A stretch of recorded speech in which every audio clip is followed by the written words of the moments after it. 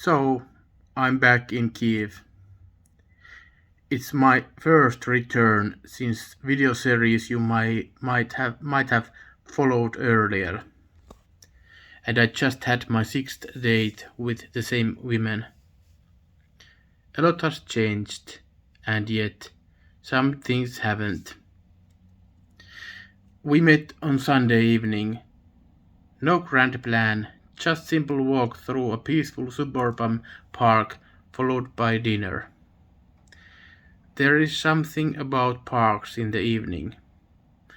They slow the world down. The noise fades. It gives space for two people to just be. It felt romantic but calm, like we have entered our own little bubble in the middle of Kiev. I had rested well before the date, maybe even too well.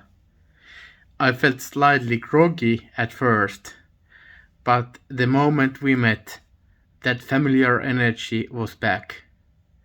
She was relaxed, easygoing, the kind of presence that makes it feel like, time has passed. And of course, we had a minor quarrel. Two Aries with opinions. That's part of the package. But strangely, it added something. It made things feel real. We held hands on the way back and hugged before parting. Connection isn't always perfect. Sometimes it's made a little friction and the mutual choice to stay kind. We talked about everything, from cars and crash test statistics, which she had somehow read up on, to spirituality, where again we found some different views. But what stood out was mutual respect. Even when we disagree, we do so gently. That says more than shared opinions ever could. And then came a moment I wasn't expecting. I asked if she'd like to visit Finland this winter. Her condition? Only if you come and pick me up in Kiev. I've never flown before.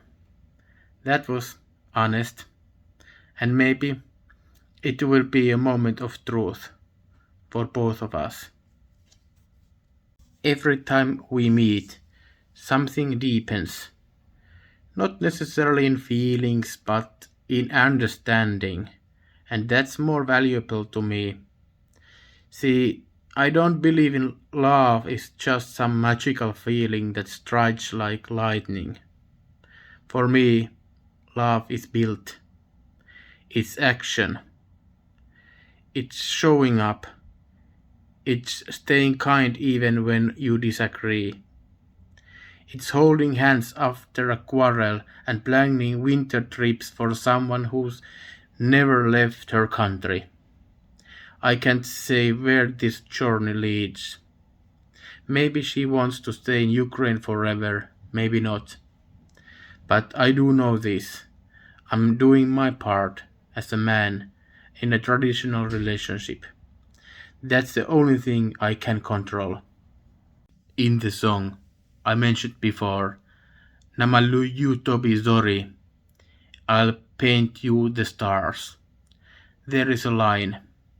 If kutochku pipshu shoti zori to yeti. And in the corner I'll write that those stars are you.